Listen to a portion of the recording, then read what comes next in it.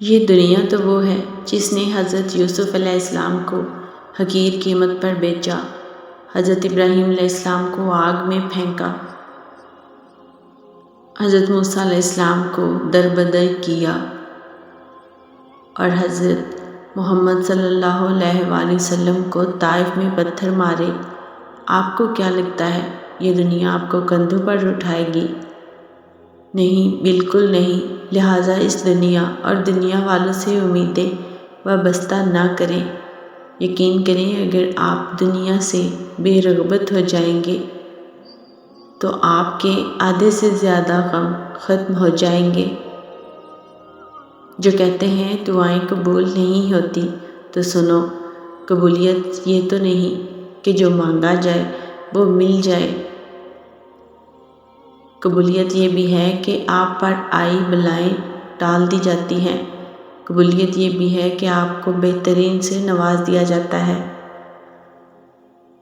قبولیت یہ بھی ہے کہ آخرت میں اپنی دعا کا اجر دیکھ کر آپ حیران رہ جائیں گے۔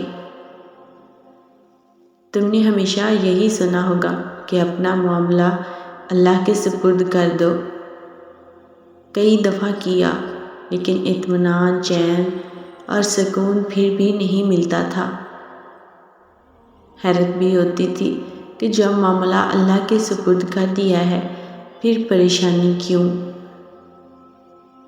جب معاملہ اللہ کے سپرد کر دیا تو معاملہ اور اللہ کے درمیان سے خود نکل جایا کرو۔ میں معاملہ اللہ کے سپرد تو کرتی تھی، لیکن خود بیچ میں ہی رہتی تھی۔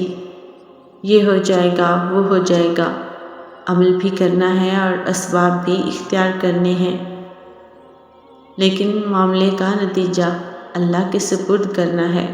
یہی سپردگی اور معاملہ فہمی ہے، اور پھر اس پر راضی ہو جانا ہے۔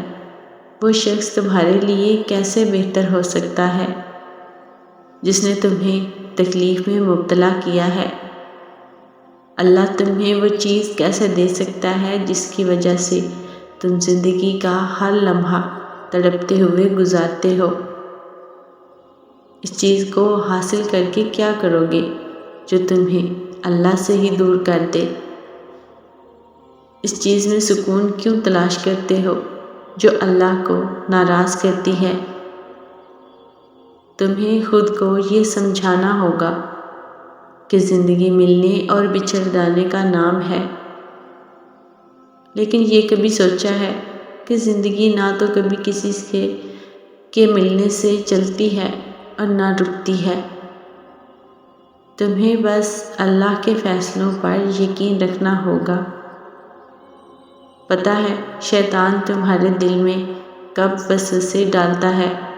جب اسے تمہارا اللہ پر توکل پسند نہیں آتا۔ اور پتہ ہے اسے تمہارا توکل کرنا کب پسند نہیں آتا؟ جب وہ توکل اللہ پاک کو پسند آ جاتا ہے۔ اور جانتے ہو وہ ایسا کیوں کرتا ہے؟ کیونکہ اس توکل کے بعد اللہ پاک نے تمہارے لیے معجزے کرنے ہوتے ہیں، اور ان معجزوں نے تمہیں اللہ پاک کے قریب تر کر دینا ہوتا ہے، اتنا قریب کہ شیطان تمہارا سوچ بھی نہ سکے۔ تم پریشان مت ہونا، سب ملے گا۔ اللہ کسی کو بھی خالی ہاتھ نہیں لوٹاتا۔ سب کچھ ایک مقررہ وقت پر ہوتا ہے۔ اس نے جو لکھا ہے وہ تمہارے حق میں بہترین لکھا ہے۔ یقین رکھو، صبر کرو اور انتظار طویل کرو۔